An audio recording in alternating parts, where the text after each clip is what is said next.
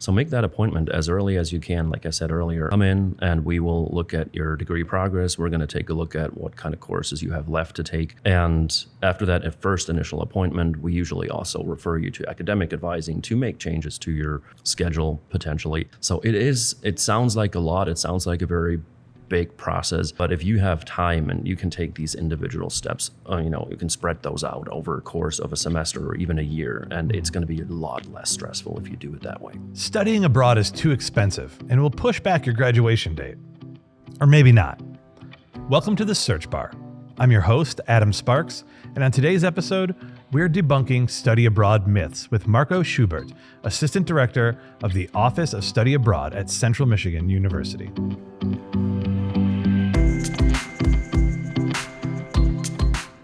Hi, Marko. Thanks for coming in today. Thank you very much for the invitation. Yeah, I appreciate you being here. I'm excited to talk about traveling, becoming a world citizen, if you will, which is something that you have a lot of experience with, right? Yes, it's part of my job. Yeah, and it's also part of your personal journey, right? It is, yeah. So I guess tell us how you ended up here in this chair in Middle Michigan. Yeah, it's a long story, but I'm going to give you the short version of it. I came to CMU in 2007 as a graduate exchange student in the history program back then. And the idea was for me to be here for 1 year, complete a joint master's degree between the German university and CMU. And I liked it so much, I ended up staying here. What was it like for you when you first got here? Like what was like the big positives for you, like culturally or just socially or educationally? Like what was the first things that kind of stood out to you as somebody who was coming into a different geographical space? I liked the friendliness of people, not that Germans aren't friendly, but it's a little bit more distant over there. And I came here and I immediately was greeted by the department chair, by my future professors at that time. And I felt like I belong here the minute I came to campus. So people really cared about, where do you live? Do you need a ride? Do you need to go to the grocery store? Is there anything we can do to help? And that was incredibly welcoming. That made my experience incredibly positive. And since you stuck around, I imagine that really stuck with you. Oh yeah. It wasn't. There's no story of some catastrophe where you got trapped in the U.S. You're just like no. The hardest part, honestly, was getting here because I did not do a good job researching how to get to Mount Pleasant. And I looked at the map in Germany. I'm like, oh, it's not that far away from Chicago. It's not that far away from Detroit. Well, I learned that pretty quick that it's not that close by too. So what does it look like to develop those cross-cultural skills or kind of broaden the horizons, so to speak? What's the value in that? What should you expect if you travel somewhere for a long period of time? I think the simple interaction with other cultures is crucial. That's an element that is really crucial to the success of study abroad. We want our students to broaden their worldview. We want them to see other cultures, to see how other people live, how they interact with them. And this is something that they can't necessarily learn here on campus. And I do believe that for a good college education, you should have exposure to different cultures. You should have lived and learned in a different country if that's possible for you. I think it's a highly beneficial aspect of higher education. In terms of personal growth, what do you see students going through when they're doing this? Or again, you can relate to yourself if you want, but like, how does travel change you? I think the most beneficial part of all is that students go into something that they're not quite sure what to expect. And they have to deal with it. They have to figure it out.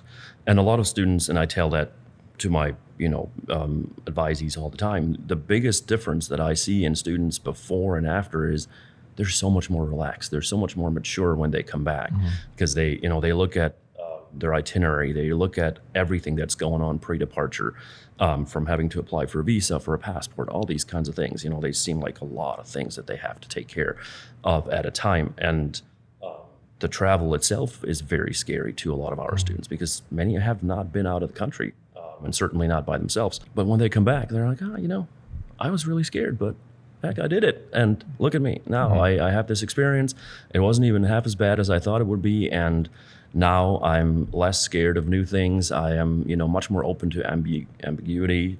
I don't have that same kind of sense of anxiety maybe, if you want to call it that way. When students go on these trips, where does language play a role? Like, do you have to know a language? Should you learn the language at all? Like, what's the barrier there? Every course is taught in English, no matter where they go. The programs will always be in English, unless, of course, it's a language program. If you study Spanish in Spain, then that will likely be in Spanish. But there is no language requirement for that, and students do appreciate that because languages are unfortunately not very popular. We like to change that with our faculty partners in world languages, but it's not required to know the local language. But I do always tell the students, please do a little bit of Duolingo. It's as easy as it gets these days.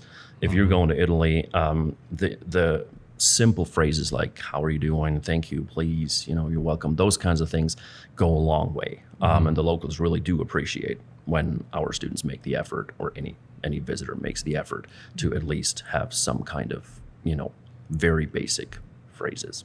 Yeah. So you think the apps work pretty well for students? You've seen people have success with that? I think so. Yeah, I think so. And again, they don't have to be, proficient in Italian or something like that. They will never get to that point because unfortunately we don't teach Italian, and Italy is still the number one destination for us. That's where they go. That's where they love to go, and that's fine. I mean, it's a great place to be. So in terms of the program itself, like, how does that work? How do students engage with a study abroad office? What are the kind of the different options that exist there, like in terms of being an exchange student, or if it's a faculty-led excursion? Like, what are the things that they can pick from? We try to have a really broad variety of different programs because students are different, their experiences are different, their expectations are different as well. So we have the direct enroll programs. Those are typically programs where a student from CMU just enrolls in one of our partner institutions for either a summer program or a semester program. These program types are typically for students who are a little bit more independent, who kind of like don't need as much guidance or don't want as much guidance. And we also have internships and service learning opportunities that fall into that same kind of category. Then we have faculty-led programs. The name implies it. They will travel with a CMU faculty member or two in some cases. These programs are typically a little bit more major specific. So there could be a business program that travels to Scotland, or an art program that travels to Italy. And these happen typically during the summer. They're all, not always, but in some cases a little shorter than the semester-long programs because faculty obviously have to be here during the semester. And then we have internship, like I said, I mentioned those before, opportunities. We have even virtual exchanges, virtual programs, as well as, a leftover from the pandemic.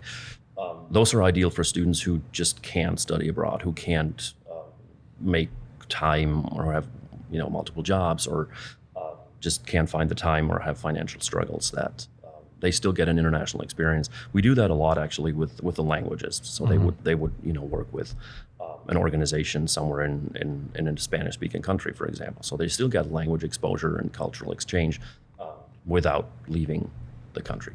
And that is really something that we had to do during the pandemic. And you said that the durations of all of these things kind of go from anywhere from a couple of weeks to an entire semester, or does it get longer than that even? It does get longer. We have students who are gone for an entire academic year. The shortest ones are typically week-long programs. We have a couple of spring break programs that are faculty-led. And then in the summer, anywhere from a week to 6 weeks for the short term. If you're looking to have that experience, do you have advice for students on like kind of the preparations for it, right? Like, how soon should I start planning that trip? I know we've talked a little bit about like maybe spend a semester, take a language class, or at least get on the apps and learn the language. But what other things should you do to kind of get yourself ready? We would like to see the students as early as possible.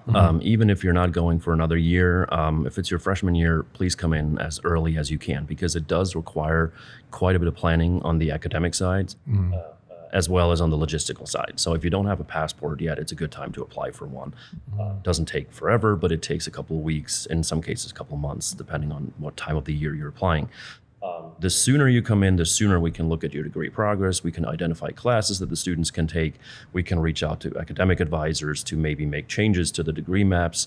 We can reach out to faculty advisors and say, hey, would these classes be good classes for you to take, for your student to take while they're abroad, because some classes are more or easier to take abroad, general electives, major electives, and some classes like capstone, senior projects, they typically take those classes here on campus.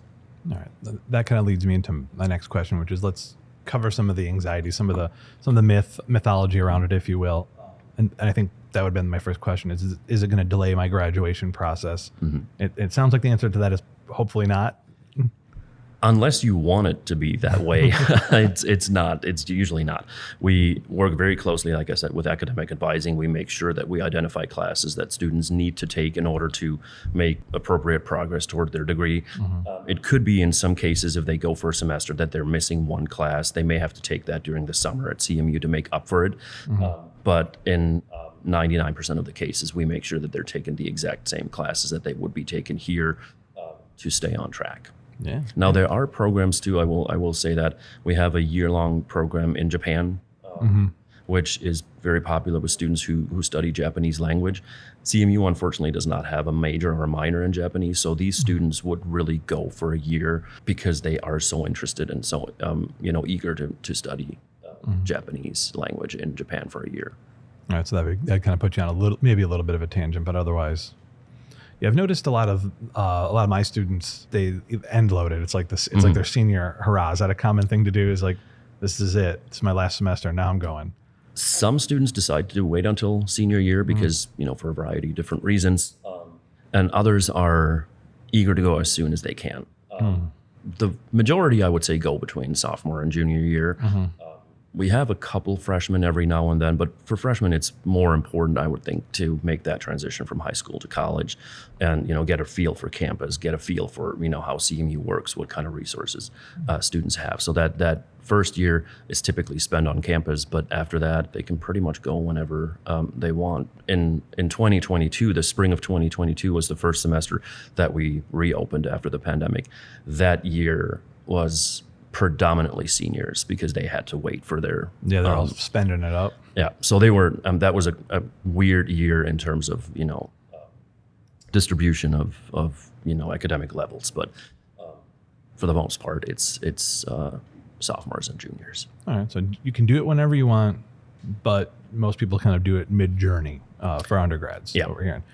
Let's talk about cost then. Is it expensive? Well, how should I expect this to kind of affect the balance sheet in terms of planning to go, being prepared for that cost? Yeah, what we try to do is when we identify programs that we send our students to, we try to make sure that they're somewhere in the same range of cost of attendance at CMU because our students do rely on financial aid. They do rely on scholarships. It is a big portion or a big part of what they think about, what they're concerned about. And we try to not have, excessively expensive programs. They're out there. You can certainly do those if you want to. But we also take a look at cost of living in certain areas. The cost of living in Sydney, Australia, or London, England is just substantially different than living in Mount Pleasant. So that makes a big difference. But there are a lot of scholarships that are available, national scholarships, departmental scholarships within CMU. Our office alone has 2 scholarships that students can apply for. In some areas, I think students don't really know how many scholarships are out there. So that I make that kind of like part of our job to really say, hey, these are there and these are scholarships. That's free money. You don't have to pay that back. So go for that. Apply for those. There's a lot of little ones too. I think you got to do the work, but you're not the first person I've talked to who's like, there's more little scholarships floating around out there that'll help with things like the difference in cost of tuition for going to school here or going to school in Italy, for example. So let's talk a little bit about just kind of health and safety, things like that. I imagine a lot of people are worried about travel, worrying about the safety that goes along with travel. Like, I kind of joked with you that you got lost and stayed here. What's stopping them from getting lost and staying there if they didn't want to? If it wasn't intentional. Yeah, travel is just by nature, to a certain extent, unpredictable. You may miss an airplane, you may miss a connection, and that's very scary in the moment. And when I have these conversations with the students, I tell them, it's very, very stressful in the moment. Because you might be caught in a different airport in a different country, you may have to spend a night there to, make a connection the next day. very stressful in the moment, but in the overall big picture, not that much of a, interruption. But these are minor things. And then there's the unpredictable nature of anything that could happen in terms of global conflicts or in geopolitical conflicts. Until a couple of years ago, we were sending students to Russia. We had programs in Russia, and they were not crazy popular, but they existed. And every now and then we had a student who was really interested in that, mostly students who would go into international relations or something similar. Can't do that anymore. Last summer, we had students in Israel. Yeah. Great experience, very deeply culturally transformative experience, but unfortunately we can't do that anymore. So there is a risk with that, and if the pandemic has taught us anything, it's even more unpredictable than we think it is. Nobody expected in 2020 that we have to call all of our students back, but it is unfortunately part of the reality. When I travel, I don't get as excited anymore because I do it on a regular basis. But again, these are students for the most part that have never left the country, some of them have never been on a plane before. And I have to constantly remind myself, okay, don't forget that for them, that's a very, very big step. Do you run into a lot of flight anxiety? Is that a thing you guys go through with the students, or? Not so much flight anxiety necessarily, more, concerns about, I heard that there's a lot of pickpocketing in Europe. It's not something that they see here necessarily. It's not something that they struggle with domestically. But we do a lot of orientations too before the students leave, and health and safety is the biggest part by far of those orientations. So we try to prepare them as well as we can. Country-specific orientations, we have them register for the STEP program, which is a Department of State program, which basically sends notifications to people in a certain area. So if there were, some kind of conflict, natural disaster, the State Department would then reach out to these students and say, hey, you may want to avoid that area, or if it's really bad, you may make your way to the next airport and try to come home. And are there programs in place for healthcare, like things like that? Like, how do we make sure that students are able to see a doctor or something if they're somewhere for a semester? Every student who participates in a CMU study abroad program automatically gets enrolled in health insurance. We have that health insurance; it's mandatory, and it's very cheap. It's I think at the moment it's $13 per week, and we would not let students travel without that because things can happen. You can walk on a cobblestone street in Florence, Italy, and you can slip and fall, and things can happen. You can be the healthiest individual, and still things can happen. So we make sure that they're covered. Okay. And it's not just physical health; it's also mental health, of course, which plays a big role in higher education. We're all very sensitive to that topic, and that's another good reason why this insurance is mandatory. So how do you pick if you're a student? How would you advise them if you're looking at the palette that's in front of you? And I'm going to take away I'm interested in Spanish or I'm interested in Italian as a language, right? Because then it's obvious. Right. Where do you go? How do you pick? How do you pick the good place to go? It really depends. We have students that come in and say, I just want to go somewhere. So you pick a place for me and you tell me all about that place. And if I like it, I'll go. And we have students who come in with a very defined idea of what they want to do. So I want to go to Australia, and I don't even care if it's Melbourne or if it's Sydney. I just want to be in Australia, and I want to take classes for my major.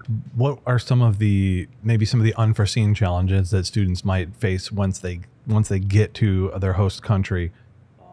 Little things that they should be prepared for that might not seem as obvious. In some cases, it's just the everyday luxuries that we have. We hear back from students, my bed is smaller in Italy, or my refrigerator is not as big as it is in my dorm. So those are things that can be adjusted relatively easily. Homesickness is a big one because a lot of students have a very tight social network here, or even safety net, if you want to call that. They can just pick up the phone and their parents, their supporters, their friends and family are not that far away typically. So that's a big one that they need to understand could hit them. Even for a short-term program, you might only be gone for 3 weeks, but that doesn't mean that you're not gonna feel homesick at some point. And Another thing that a lot of people kind of forget is life goes on while you're not here. We kind of tend to think, okay, and even I do that still to this day. I still think my parents do nothing while I'm gone, and then they just wake up randomly when I'm there to visit. But things happen at home too, and these are important conversations to have with your friends and family. What does happen? Or what do you want to do when something bad happens at home? Do you, the last thing you want to do is, or you want to have is receive a, panicky phone call from a family member saying something really bad just happened. You have to have these conversations with your family, with your friends before, so that they are prepared to reach out to you and say, hey, listen, this and this happened. So these are things that we. It's not necessarily the easiest thing to talk about, because you don't want students to be prepared for the worst possible scenarios. But at the same time, again, life does happen, and it is important to tell them that and prepare for that. Do you have students that work when they're on longer trips there? Is that something that happens, or not typically? Not typically, because most students are on student visas, and student visas typically do not allow students to work in the country that they are in. They can volunteer, they can intern, that's different, but these are typically not paid experiences. What are some of the other additional expenses that come? Do you find that students tend to live the same way that they live here on campus, or are they on vacation when they're there? I think it's a little bit of both. It does really depend on the individual student. We have students who, study abroad in Italy, and all of a sudden they find themselves in a different country every weekend. And sometimes I wonder, how much time they really spend in their host country. And granted, travel is easy in Europe, much easier than it is here, and cheaper than it is here. But we want them to understand, like, these are additional expenses, and these are not necessarily covered by your financial aid or by your scholarships, because these financial aid is intended to pay for your program expenses, not for additional travel. And of course, you can't stop them from doing that. And for many of them, it's a once in a lifetime experience. They need to be careful with that, because it does get very easy to hop on the next plane, and see a place that you didn't intend to originally visit. But it does get expensive. And of course, souvenirs, excursions, all those kinds of things, they add up pretty quickly.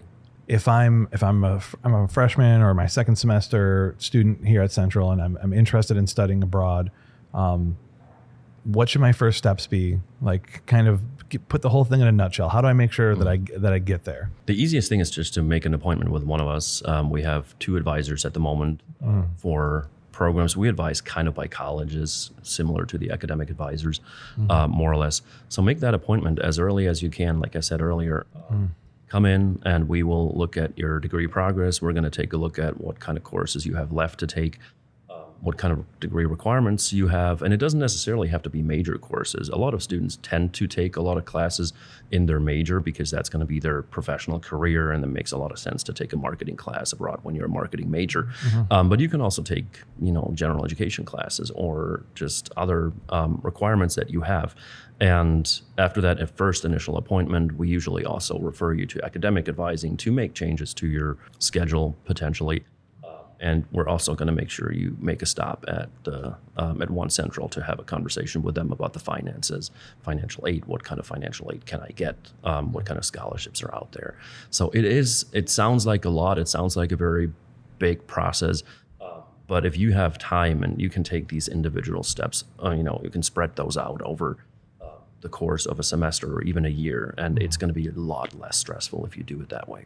Yeah. And they have you guys to also let them know whether it's going to be South Africa or Australia or Italy or Germany or Thailand. Correct. Right. Yeah. And then we would have these discussions that are country specific as well. So, say like somebody really wants to go to Australia, we will have to have that conversation about the higher cost of living in that country. Right. Because I can't deny that it's more expensive, and I don't want, the last thing I want is for the student to be abroad and then struggle financially, because that adds a lot more stress to them, and that has a highly negative impact on their If you have a strong fear of snakes too, also that don't go. too. Yeah, don't show up there. Go to Italy. They don't have a lot of snakes there. They're smaller. I don't know. I don't know how big the snakes are. Ireland's supposed to have no snakes. Yeah, they've been chased out, right? Well, Marko, thanks so much for coming in. I really appreciate your time. Made me want to travel. Yeah, thank you very much. It was great to be here. All right, awesome. Thank you. Thanks for stopping by the search bar. Make sure that you like and subscribe so that you never have to search for another episode.